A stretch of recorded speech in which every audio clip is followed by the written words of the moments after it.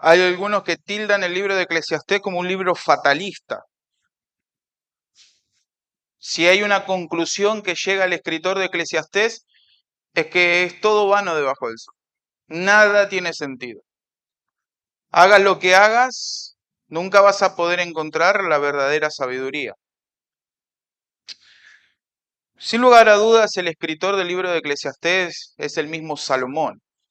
Capítulo 1, capítulo 2 nos muestran algunos detalles de ese predicador que está hablando y podemos aludir que está hablando de Salomón. Salomón, aquel hombre que de su temprana edad había pedido sabiduría a Dios para gobernar un pueblo numeroso. Llegado el momento, él con todas las mujeres que había tenido, él se desvió tras dioses. Y muchos aluden que el libro de Eclesiastés es el libro de arrepentimiento de Salomón. Y es algo interesante este libro, porque empieza de lo muy malo hasta darnos un argumento o un consejo, que es el consejo de buscar la sabiduría en el temor del Señor.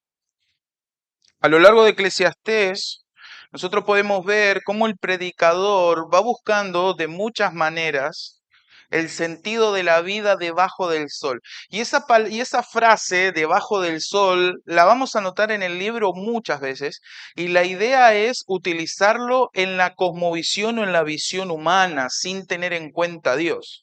Esa es la idea, buscar la sabiduría, buscar la forma de entender las cosas y aplicarla a la vida cotidiana sin tener en cuenta a Dios. Y aunque él se consideraba sabio en este mundo, vamos a ver que reiteradas veces que la sabiduría que él está buscando está lejos de su alcance. Es imposible. Mientras busca el sentido de la vida terrenal, se da cuenta de que no tiene sentido. La vida terrenal debajo del sol, sin tener en cuenta a Dios, él llega a la conclusión de que no tiene sentido. Es todo vanidad. Es algo que se disipa, que no tiene sentido. Es interesante, hermanos, la conclusión que nos da en el versículo 14 del capítulo que nosotros vamos a estar estudiando hoy. El versículo 14 termina Salomón demostrando a Dios como el soberano, tanto del día bueno como de la adversidad. Dice, en el día del bien goza del bien y en el día de la adversidad considera. Dios hizo tanto al uno como el otro a fin o con el propósito de que el hombre nada halle después de él. Salomón lo que demuestra que el hombre es incapaz de tener sabiduría, es incapaz de entender toda la vida aquí en la tierra, ya que el propósito de Dios en sí es que nosotros descansemos en Él. Es que nosotros descansemos en Él. Eso nosotros lo encontramos, por ejemplo, en Eclesiastés capítulo 3, cuando empieza a dar un sinfín de tiempos o de ocasiones o de citas que nosotros tenemos en la vida. Tenemos tiempo para nacer, tenemos tiempo para morir, tenemos tiempo para correr, tenemos tiempo para comer, tenemos tiempo de sembrar, tenemos tiempo de cosechar. Y dice ese capítulo que Dios puso eternidad en los hombres sin que éste alcance a comprender todas las cosas. El mismo Salomón lo dice. En el día bueno, dice este escritor, disfrútalo en el Señor. Y en la adversidad, descansa en su completo control de la situación. Esa es la idea. Después de esa conclusión, el predicador sigue buscando el sentido de la vida, va a seguir buscando sabiduría y se encuentra, hermanos, con algo muy diferente a lo que estaba buscando. Se encuentra con algo muy diferente a lo que estaba buscando. Si nosotros, hermanos, podríamos comparar nuestro pasaje con las doctrinas de la gracia, podríamos decir que el versículo 14 nos estaría hablando de la soberanía de Dios. Dios hace tanto lo bueno como los momentos tristes o los momentos malos que nosotros podemos vivir. para que nosotros podamos descansar en Él. Nuestro pasaje, el pasaje que vamos a estar estudiando hoy, podemos llamarle la responsabilidad del hombre, por la conclusión en que llega Salomón. Es un pasaje donde Salomón va a demostrar algo muy importante, es que vivimos en un mundo completamente bajo pecado. Vivimos en un mundo completamente bajo pecado a tal punto que la sabiduría de este mundo es una total necedad para Dios. Lo que Salomón nos va a demostrar en este pasaje es que es imposible obtener la sabiduría, encontrar el sentido a nuestra vida con nuestros propios esfuerzos, ya que estamos llenos de pecado. Y para eso, hermanos, para poder comprender nuestro pasaje, vamos a dividirlo en cuatro secciones. La primera sección es que nosotros vivimos en un mundo paradójico, en un mundo que hasta parece contradecirse. Noten lo que dice los versículos 15 al 18. Todo esto he visto en los días de mi vanidad. Justo hay que perece por su justicia, y hay impíos que por su maldad alargan sus días. No seas demasiado justo, ni seas sabio con exceso.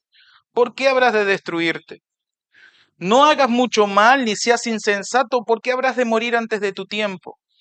Bueno es que tomes esto y también de aquello no apartes tu mano, porque aquel que a Dios teme saldrá bien en todo. Hermanos, si bien no hay nada nuevo debajo del sol, hay muchas cosas que suceden en este mundo que nosotros no podemos comprender debajo del sol. Una pregunta muy común en estos tiempos, y fue una pregunta que a lo largo de la historia ha sonado, es esta.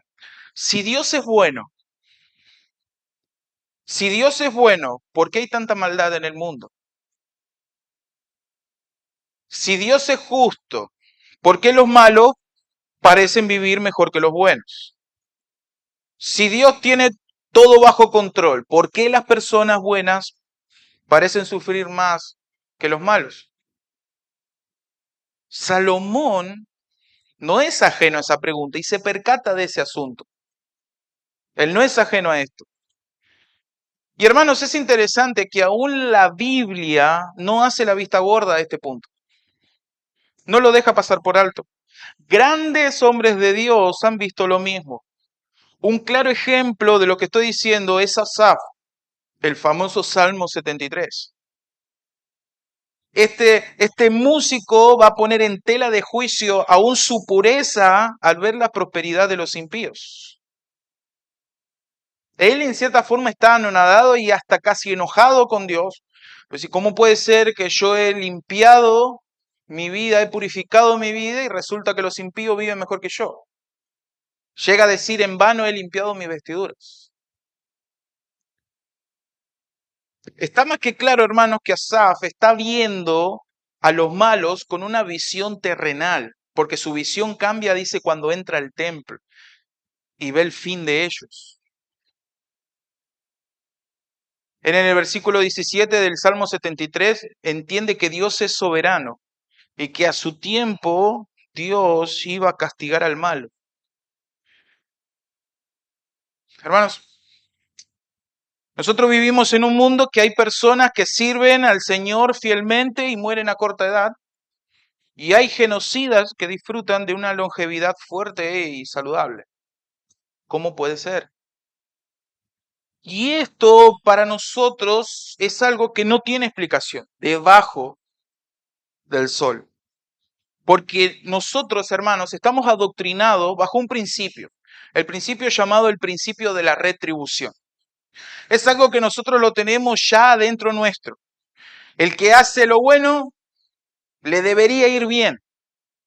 Le debería ir bien. Y el que hace lo malo, le tendría que ir mal. Si estás sufriendo o pasando un problema, el principio de la retribución va a declarar que algo mal hiciste y estás pagando las consecuencias. Ese es el pensamiento que aún en las escrituras nosotros podemos encontrar. Los amigos de Job cuestionaban la integridad de Job.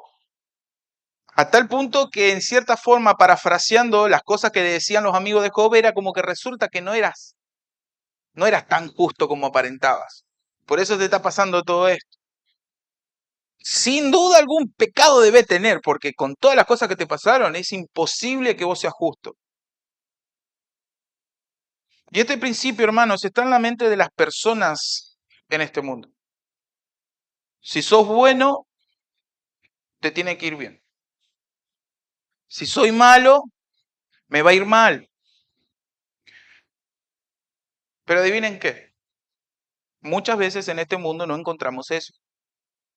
No lo encontramos. Aún en la iglesia, cuando una persona está pasando momentos difíciles, muchas veces se nos viene a la mente si eso puede ser o no un castigo de Dios. Es algo por lo que pasamos todos. Pero no. Hermanos, el predicador dice que hay personas buenas ante los ojos del mundo que le suceden cosas malas.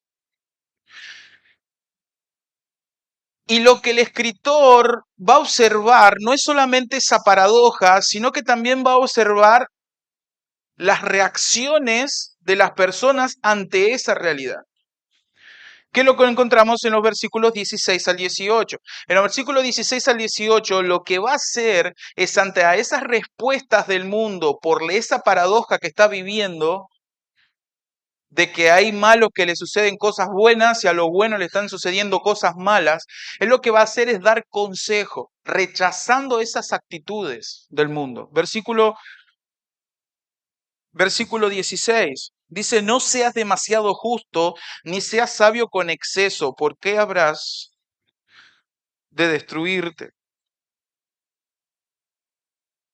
La idea central, hermanos, de estos tres versículos, el versículo 16, el versículo 17 y el versículo 18, es que para vivir en este mundo torcido, paradójico, necesitamos vivirlo en el temor del Señor. Es totalmente absurdo y sin sentido el tomar decisiones de cómo vivir esta vida sin tener en cuenta a Dios.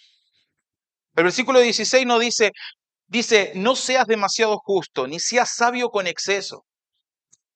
Esto lo tenemos que ver, hermanos, a la luz del versículo 20, que después lo vamos a estar estudiando, que dice que no hay hombre justo en la tierra que haga el bien y no peque.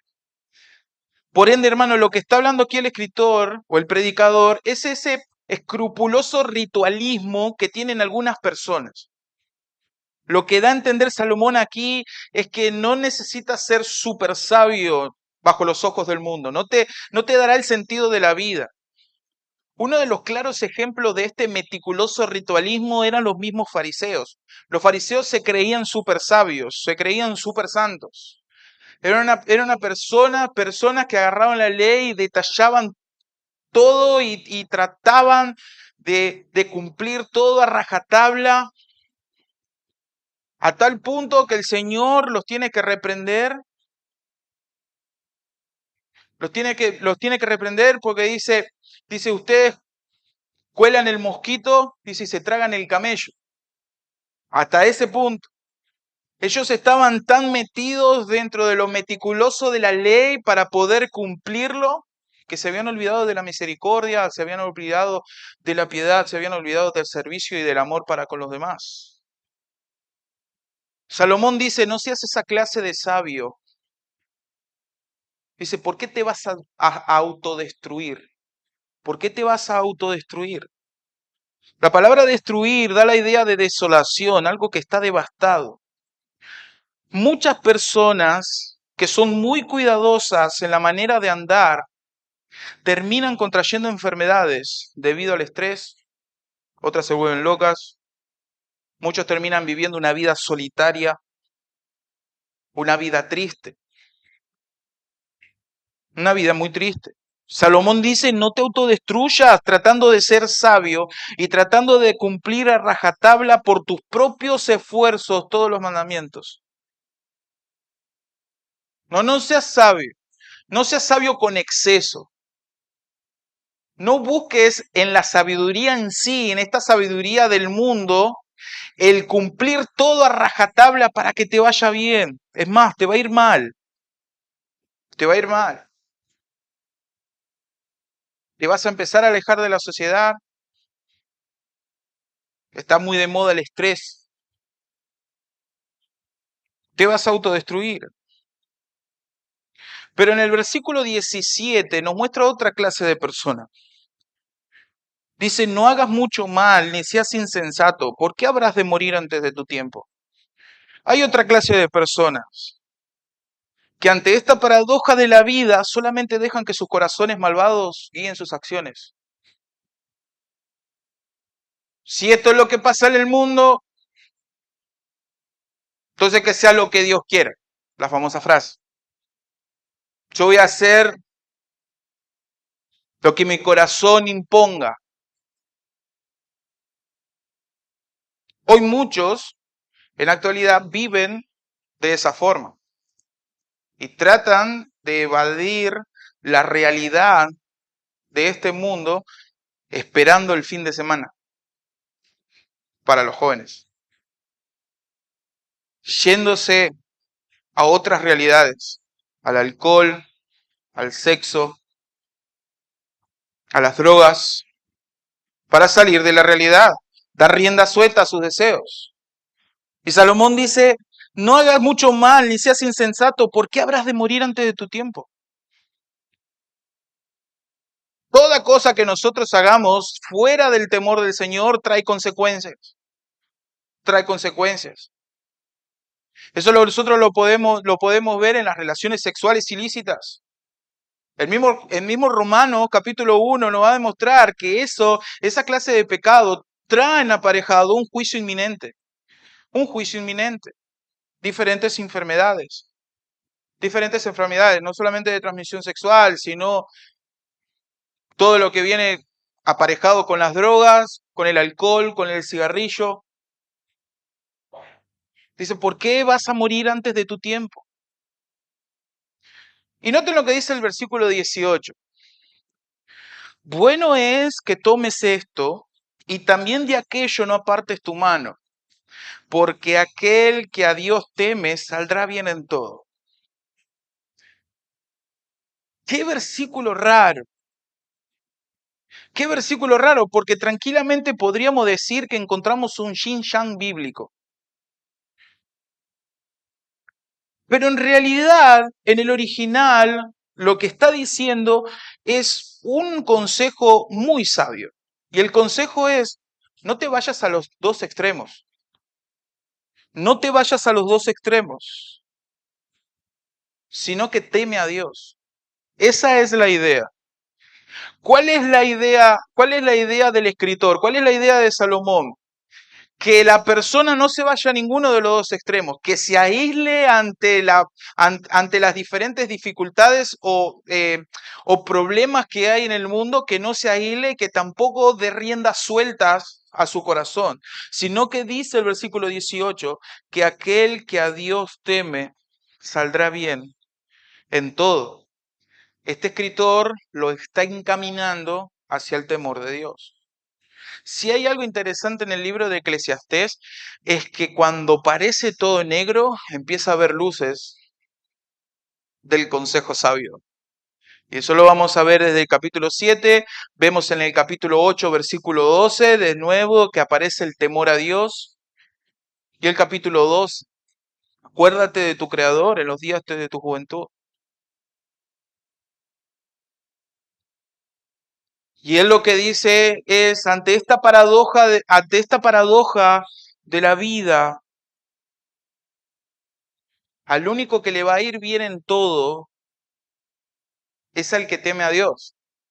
Y hay que tener cuidado con esa frase, porque nosotros podemos tomar esa frase y si nos pasa algo malo, le decir, pero entonces lo que dice la Biblia es mentira. Hermanos, el punto focal ahí es el temor a Dios. Cuando un cristiano teme a Dios, va a entender que tanto lo bueno como lo malo, Dios lo orquesta. Dios lo orquesta. Y todas las cosas ayudan a bien solo a aquellos que aman a Dios. Solo para aquellos que aman a Dios. Aquella persona que teme a Dios va a servir a Dios, va a conocer a Dios, porque la idea del temor a Dios es tener a Dios en primer lugar. Y al yo tener a Dios en primer lugar, entonces voy a vivir de acuerdo a lo que Dios ya has dejado. Entonces, cuando nos encontramos en situaciones difíciles, cuando nos encontramos en situaciones adversas o cuando nos encontramos en situaciones felices, nosotros lo vamos a vivir y experimentar en el temor del Señor.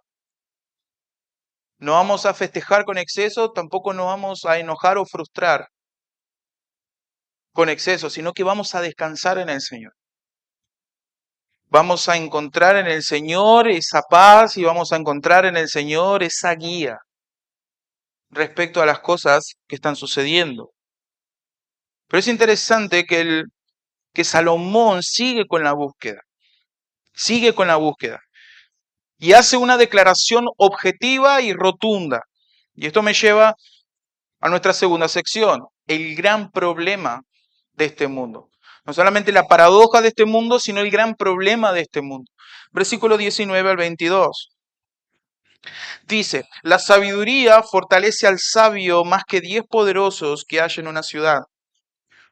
Ciertamente no hay hombre justo en la tierra que haga el bien y nunca peque.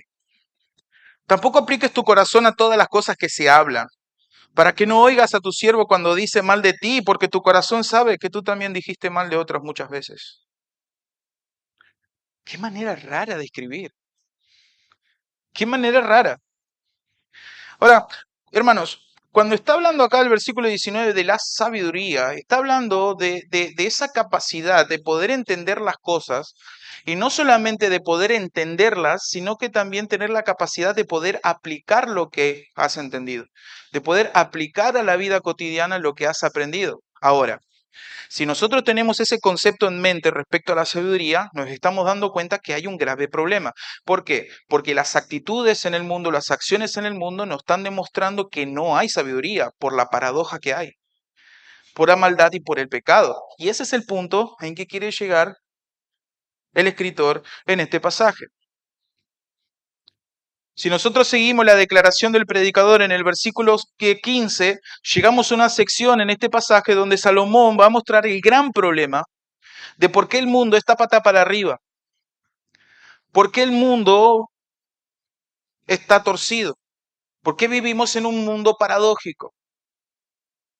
Cuando una persona te diga, si Dios es bueno, ¿por qué hay tantas muertes? Si Dios es bueno, ¿por qué hay tanta enfermedad? Si Dios es bueno, ¿por qué hay tanta maldad? La respuesta es simple, el pecado. La respuesta es simple. Y lo que va a hacer primero es un contraste. Primero va a demostrar que la sabiduría es más fuerte que 10 gobernantes poderosos en una ciudad, para luego demostrar la situación del mundo. Noten esto. El versículo 19 hace una comparación, mostrando que la sabiduría es mejor que la fuerza. Una persona sabia sabe cómo responder, sabe cómo reaccionar ante diferentes situaciones. Pero una persona poderosa que no es sabia va a ser movido por sus instintos de necedad. Va a ser movido, aunque tenga todo el poder, va a ser movido por esos instintos de necedad, por no ser sabia, por no saber aplicar el entendimiento o la comprensión o la razón. Ahora, hermano, cuando llegamos al versículo 20, vemos un cambio brusco, porque Salomón no sigue hablando de la sabiduría. Es como si en estos dos versículos el predicador diría algo así: la sabiduría es mejor que 10 poderosos en una ciudad, pero en este mundo no existe hombre justo, no existe hombres sabios, todo está cubierto de pecado. Esa es la idea que tiene detrás. Noten, hermanos, cómo cambia rotundamente la forma que venía hablando. Noten, versículo 19. La sabiduría Fortalece al sabio más que 10 poderosos que haya en una ciudad. Ciertamente no hay hombre justo en la tierra que haga el bien y nunca peque. Ni un conector puso para enganchar esos dos versículos. Ni uno. Porque la idea que tiene es de contrastar de una forma rápida. Es un golpe de contraste que nos da. Automáticamente nos cambia el panorama, nos saca el velo. He aquí, hermano, la respuesta al por qué hay tanta maldad en este mundo, por qué les ocurre tanta desgracias a los buenos según el estándar terrenal. El mundo está lleno de pecado. No hay hombre justo en la tierra que haga el bien y nunca peque. Probablemente Pablo esté utilizando estas palabras para escribir el diagnóstico espiritual de Romanos capítulo 3. Job, capítulo 15, versículo 14 al 16 dice así: ¿qué cosa es el hombre para que sea limpio y para que se justifique el nacido de mujer? He aquí en sus santos no confía, y aún los cielos no son, y aún los cielos son limpios, no son limpios delante de sus ojos. ¿Cuánto menos el hombre abominable y vil que bebe la iniquidad como agua? Si Dios aún en sus santos no confía, cuánto menos en un hombre abominable y vil que bebe la iniquidad como agua? Proverbios capítulo 20, versículo 9 dice: ¿quién podrá decir, yo he limpiado mi corazón, limpio estoy de mis pecados? Debajo del sol, ¿quién lo puede decir? Con la sabiduría terrenal, con este mundo lleno de pecado, ¿quién lo puede decir? Hermanos, el mundo está lleno de maldad. Dios creó en el principio todas las cosas de forma perfecta, de forma perfecta.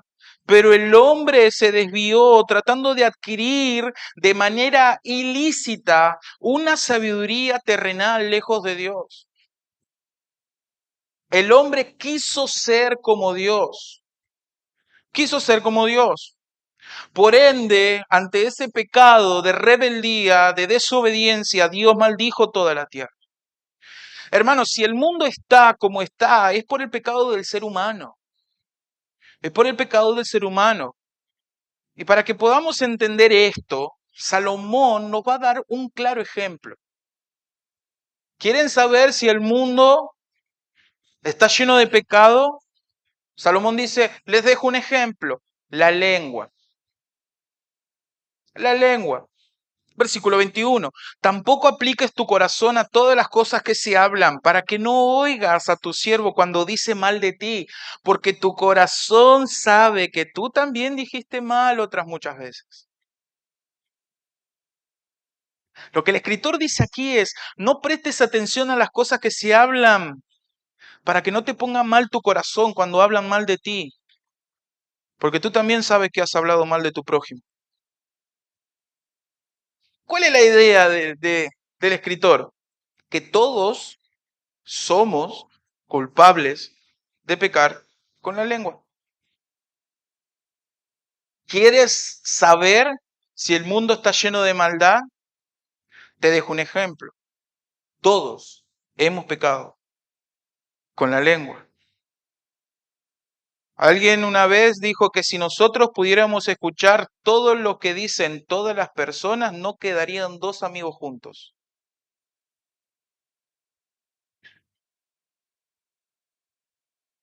Todos en algún momento hemos hablado mal del prójimo y nos damos el lujo de ofendernos cuando hablan mal de nosotros. Todo el mundo ha pecado con la lengua. Y es interesante que Santiago también va a utilizar esa idea en el capítulo 3, versículo 6. Dice, la lengua es un fuego. La lengua es un mundo de iniquidad. La lengua está puesta entre nuestros miembros, la cual contamina todo el cuerpo. Es encendida por el infierno e inflama el curso de nuestra vida. El mismo Santiago capítulo 3 versículos 8 al 10 dice, pero ningún hombre puede domar la lengua, es un mal turbulento y lleno de veneno mortal. Con ella bendecimos a nuestro Señor y Padre y con ella maldecimos a los hombres que han sido hechos a la imagen de Dios.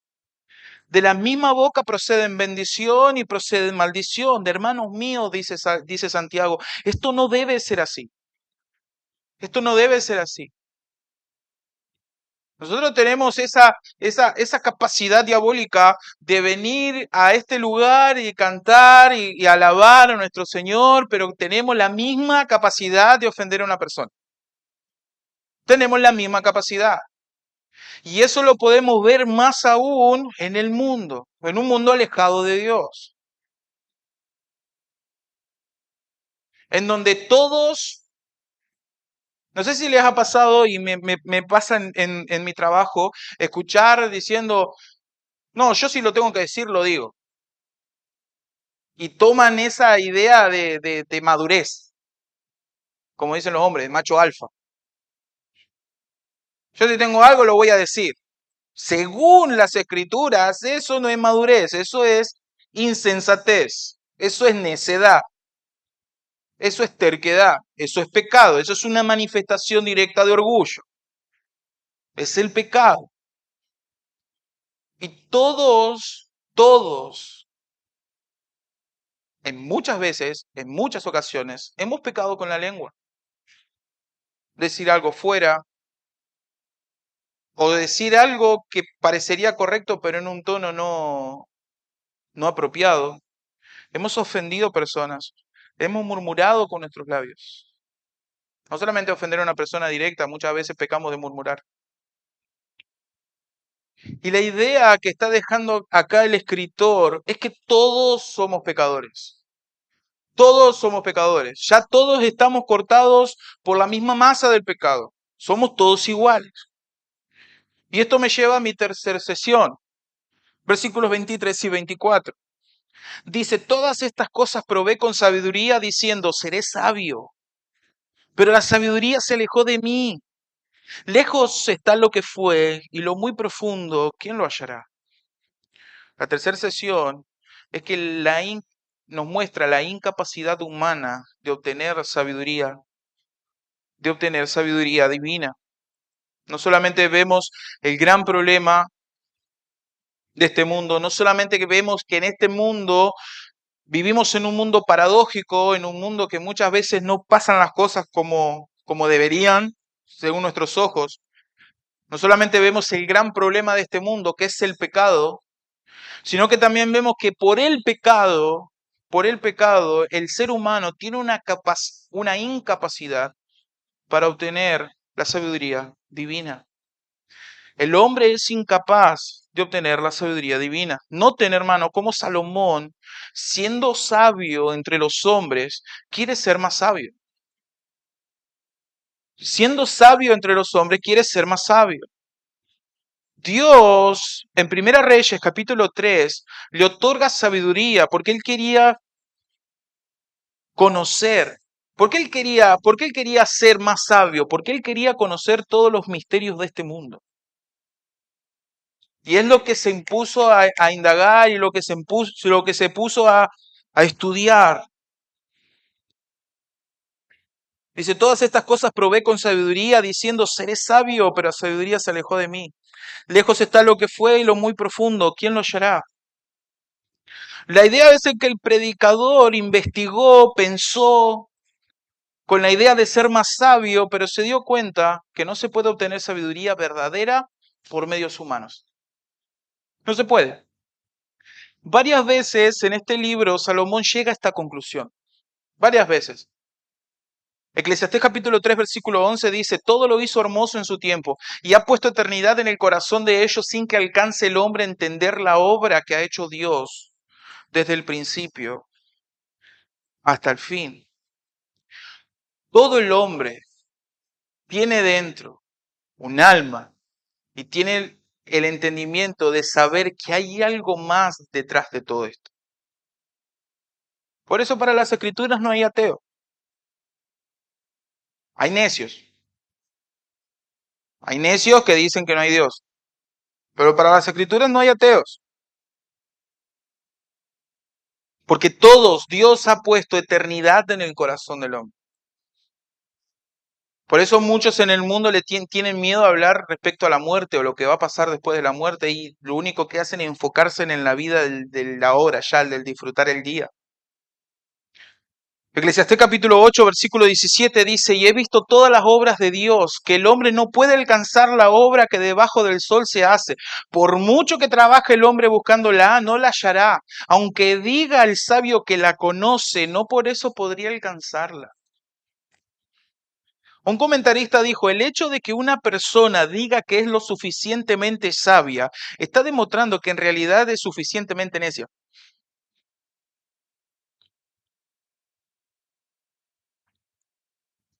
Salomón, que Dios le había dado sabiduría para gobernar, quiso ser más sabio con métodos humanos y el versículo 23 dice que la sabiduría se alejó de mí. Versículo 24, lejos está lo que fue y lo muy profundo, ¿quién lo hallará? Salomón en estos dos versículos muestra categóricamente que una persona no puede alcanzar la sabiduría verdadera por medios humanos. Hay misterios que no pueden ser revelados. Hay sucesos en este mundo que nuestra mente no puede entender. Y esto sucede porque el que está gobernando todos los sucesos del mundo no es un hombre común y corriente. No es un hombre de pensamientos finitos y lleno de pecados como nosotros. El que está gobernando todos los sucesos del mundo es el rey de todo el universo. Es Dios y Él es perfecto, Él es santo, Él es sin pecado. Él es sabio de una forma infinita. Por eso es imposible que nosotros podamos entender todos los misterios, porque todos los misterios se hallan en Dios. Se hallan en Dios. Job capítulo 28, versículo 12 al 23, escribe algo que es hermoso. Dice, mas la sabiduría, ¿dónde se hallará? ¿Y dónde está el lugar de la inteligencia? ¿No conoce el hombre su valor, ni se hace en la tierra de los vivientes? El abismo dice, no está en mí. El mar dice, no está conmigo. No se puede dar oro puro por ella, ni peso de plata por su precio. No puede evaluarse con oro de Ofir, ni con ónice precioso, ni con zafiro, piedras preciosas. No la pueden igualar ni el oro, ni el vidrio, ni se puede cambiar por artículos de oro puro. Coral y cristal ni se mencionan. La adquisición de la sabiduría es mejor que las perlas. El topacio de Etiopía no puede igualarla, ni con oro puro se puede evaluar. ¿De dónde pues viene la sabiduría? ¿Y de dónde está el lugar de la inteligencia? Y dice, está escondida de los ojos de todos los vivientes y oculta a todas las aves del cielo. El Abadón y la muerte dicen, con nuestro oído hemos oído de su fama. A lo lejos. Dios entiende el camino de ella y conoce su lugar. ¿Cómo termina ese pasaje? Es precioso. El Abadón y la muerte dicen, con nuestros oídos hemos oído su fama. Dios entiende el camino de ella y conoce su lugar. Y conoce su lugar. El versículo 28 del capítulo 28 de Job termina diciendo que la verdadera sabiduría se encuentra en el temor del Señor. Se encuentra en el temor del Señor. Esto no quiere decir que si nosotros andamos en el temor del Señor vamos a conocer todos los secretos.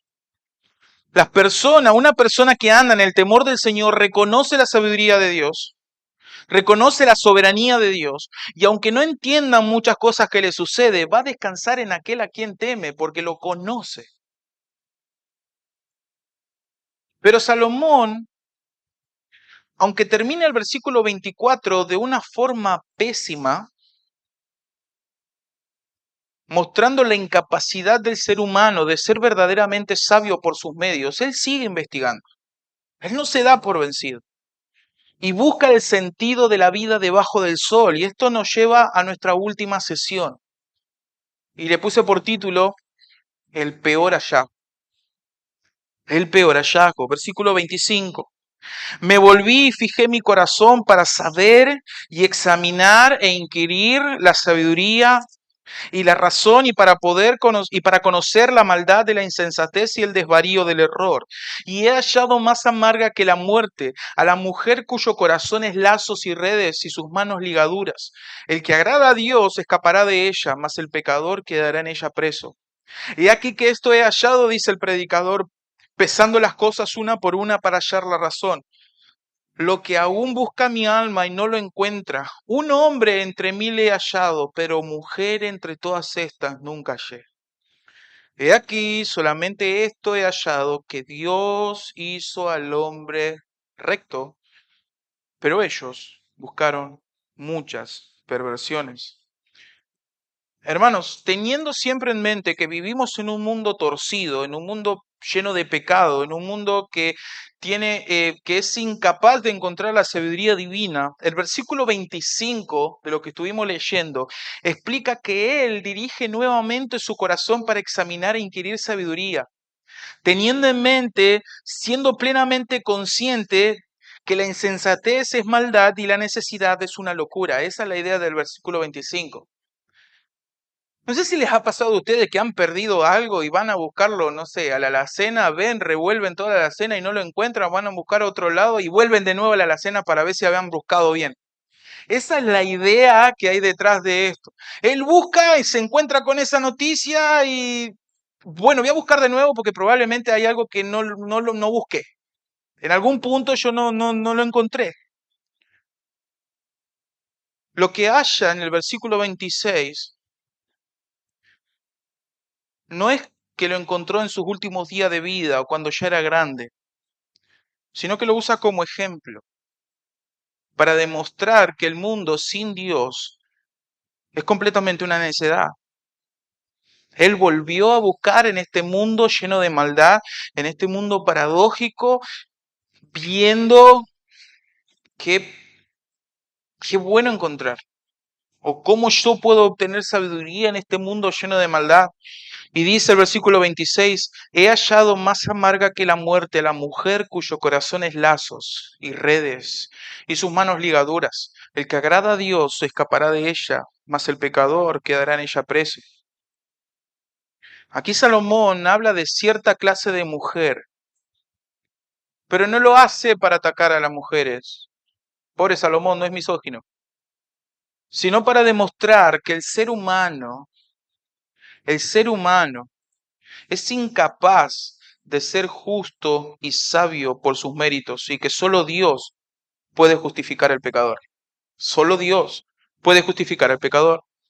Salomón habla de la mujer cuyo corazón es lazos y redes y sus manos ligaduras. Proverbios capítulo 5, versículos 3 al 5 dice, porque los labios de la extraña destilan miel y su lengua es más suave que el aceite, pero al final es amarga como el ajenjo, aguda como espada de dos filos. Sus pies descienden a la muerte y sus pasos solo logran el Seol. Proverbios capítulo 7, versículos 21 al 27 dice que con sus palabras persuasivas lo atrae. Lo seduce como con sus labios lisonjeros. Al instante le sigue como va el buey al matadero, como uno en grillos al castigo de un necio, hasta que una flecha le traspasa el hígado, dice la versión Biblia de las Américas. Como el ave que se precipita en la trampa y no sabe que esto le costará la vida. Ahora pues, dice el escritor de Proverbios, hijo mío, escuchadme y prestar atención a las palabras de mi boca. No se desvíe tu corazón hacia sus caminos, no te extravíes en sus sendas, porque muchas son las víctimas derribadas por ellas y numerosos los que ha matado. La Reina Valera dice, son muchos los poderosos que han caído. Su casa es el camino al Seol que desciende a las cámaras de la muerte. La idea de Salomón, hermanos, es mostrar que aún los más poderosos, aún los más sabios de este mundo, caen en la red de la mujer extraña. Ejemplo, Salomón. Él se está poniendo como ejemplo de decir, soy el hombre más sabio y caí en la red de una mujer extraña. Una mujer pecadora. Puede ser sabio, puede ser poderoso, puede tener un estatus económico elevado, pero dentro nuestro somos todos depravados, somos todos codiciosos, somos todos adúlteros. El hombre más sabio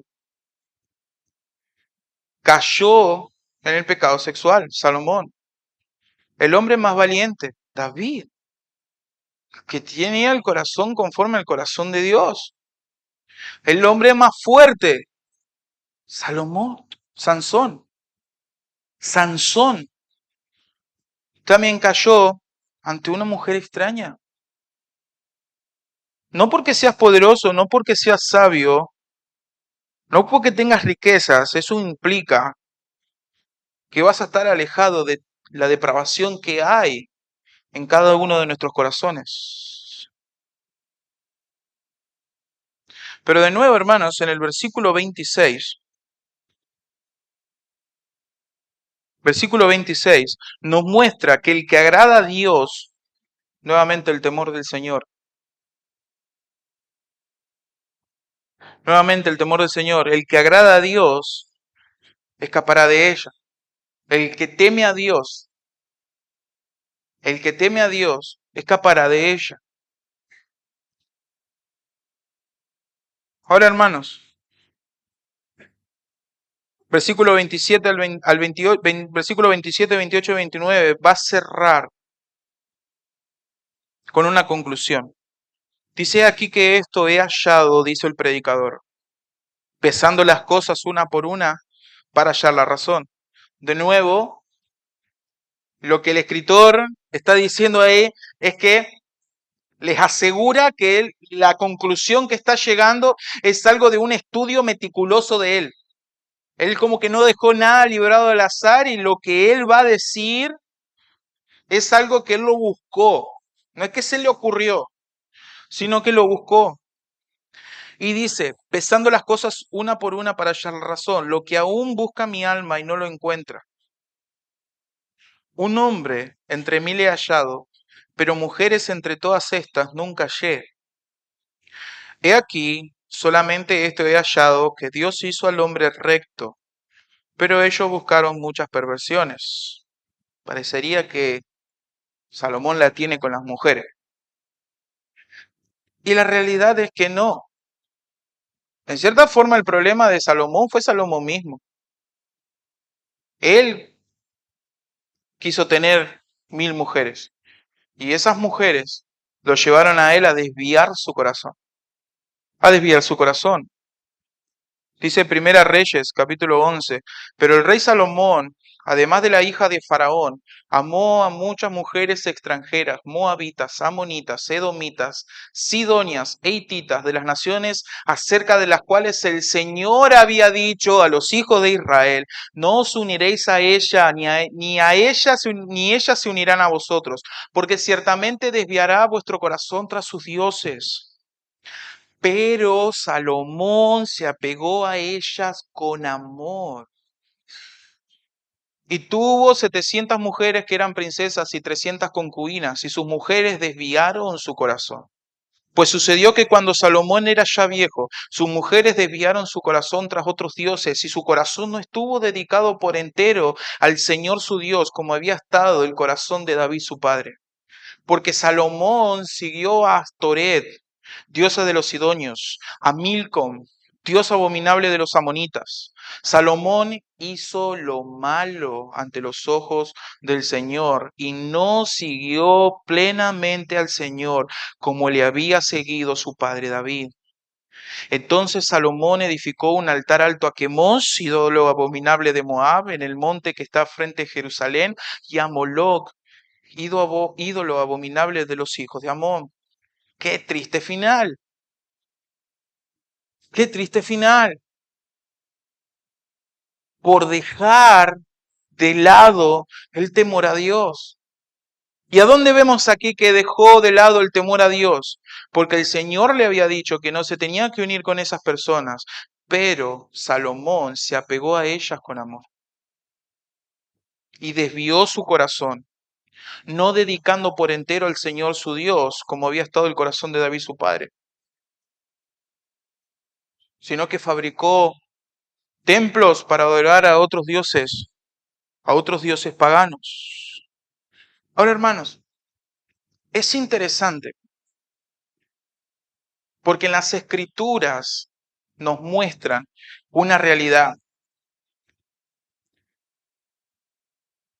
que había una persona, un hombre que iba a nacer de Eva, que iba a pisar la cabeza de la serpiente. Versículos 28 y 29 aparece una palabrita, que es la palabrita hombre. Noten lo que dice el versículo 29. He aquí solamente esto he hallado, que Dios hizo al hombre recto. Esa palabra hombre en el original, en el hebreo, es la palabra Adam.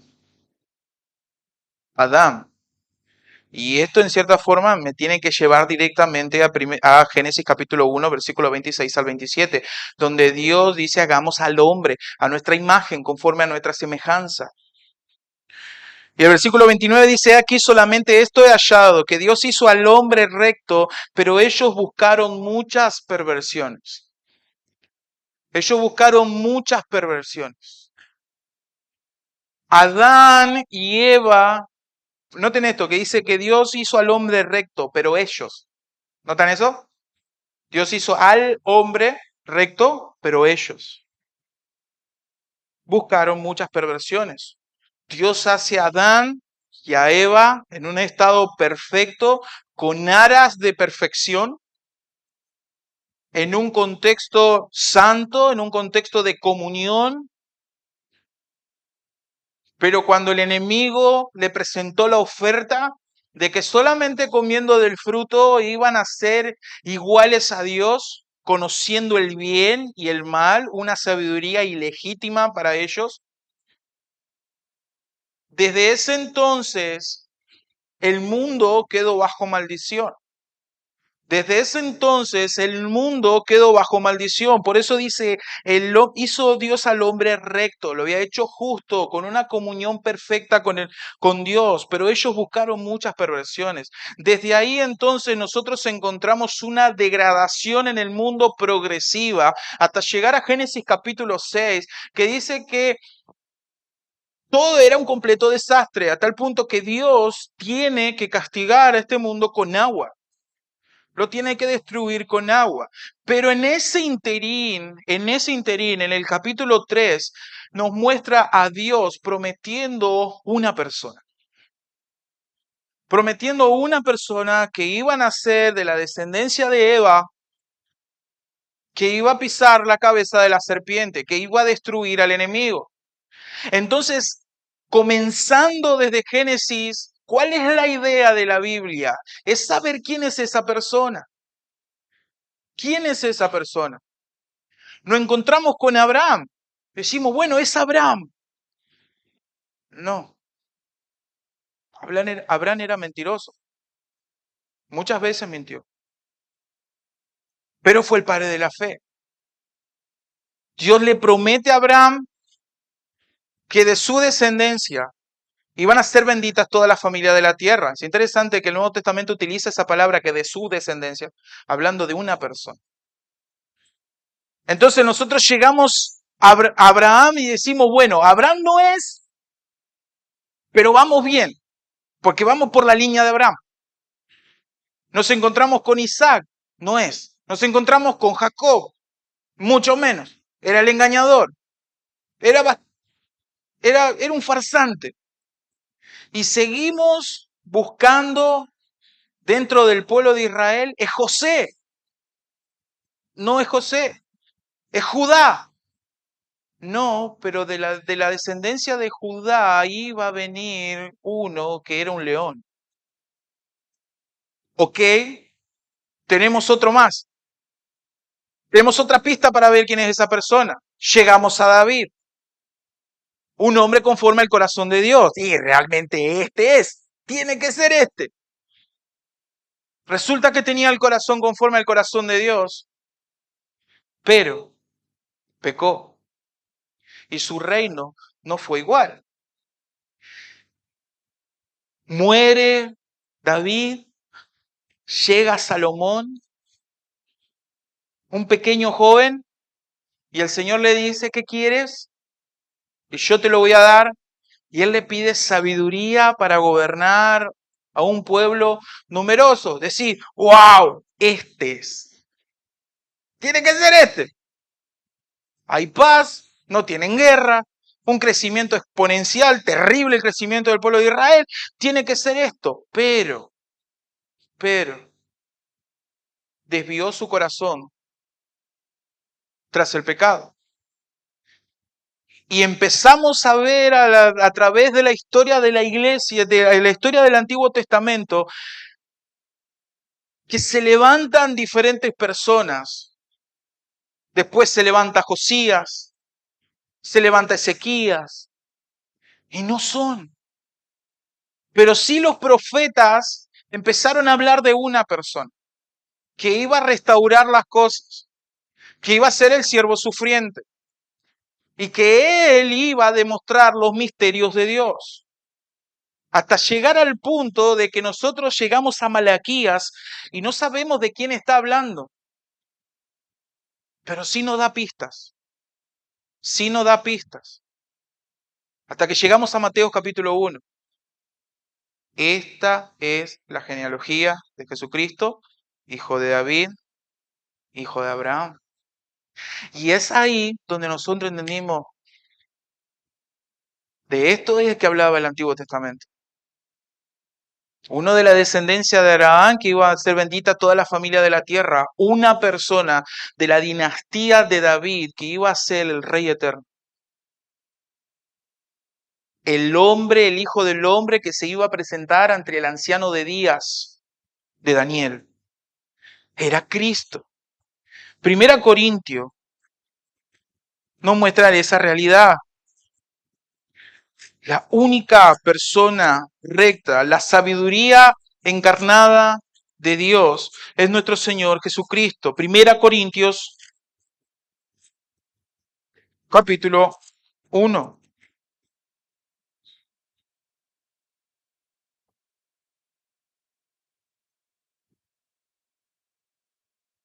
Versículo 20. Dice Pablo, ¿dónde está el sabio? ¿Dónde está el escriba? ¿Dónde está el disputador de este siglo? ¿No ha enloquecido Dios la sabiduría del mundo? Pues ya que en la sabiduría de Dios el mundo no conoció a Dios, mediante la sabiduría agradó a Dios salvar a los creyentes por la locura de la predicación. Porque los judíos piden señales y los griegos buscan sabiduría, pero nosotros predicamos a Cristo crucificado, para los judíos ciertamente tropezaderos y para los gentiles locura, mas para los llamados, así judíos como griegos, Cristo poder de Dios y Cristo es sabiduría de Dios. Es impresionante, porque el Señor ata a todo el mundo a la locura de su sabiduría. Todo el mundo y hasta hoy han buscado desenterrar las verdades profundas o los misterios profundos. Y nadie puede llegar a una conclusión. Nadie puede debajo del sol llegar a una conclusión. A tal punto que todos ahora viven de acuerdo a lo que creen o a lo que piensan creer. Lo que nosotros llamamos el subjetivismo. Si a vos te pinta y no le hace mal al otro, hacelo. No pasa nada. Y el Señor dice que la sabiduría se encuentra en Cristo. Dios ha querido demostrar y manifestar los misterios a través de la persona de Cristo. ¿Y cuál es ese misterio más glorioso que nosotros podemos conocer hoy en día? Es el Evangelio. Es el misterio más asombroso y que se manifiesta en la persona de Cristo. Dice, pues mirad, hermanos, vuestra vocación, que no sois muchos sabios según la carne, ni muchos poderosos, ni muchos nobles, sino que lo necio del mundo escogió Dios para avergonzar a los sabios, y lo vil del mundo escogió Dios para avergonzar a los fuertes, y lo vil del mundo y lo menospreciado escogió Dios, y lo que no es para deshacer lo que es, a fin de que nadie se jacte en su presencia. Pero por él, dice el escritor, estáis vosotros en Cristo, el cual nos ha hecho Dios por nosotros sabiduría, justificación, santificación y redención, para que, como está escrito, el que se gloría, gloríese en el Señor. La única persona en el mundo que puede ser sabia son aquellos que están en Cristo. Son aquellos que están en Cristo. Porque aquellos que están en Cristo y que habrán abrazado el Evangelio por la fe, a través de la gracia de Dios, saben cómo vivir en este mundo, porque tienen como regla máxima la palabra de Dios. Esa es la regla que nos dirige, esa es la lámpara que ilumina nuestro camino, es la palabra de Dios que nos muestra a Cristo, nos muestra su obra, pero también cómo debemos vivir en esta vida, en este mundo. Por eso, querido amigo, no hay nada bueno lejos de Cristo.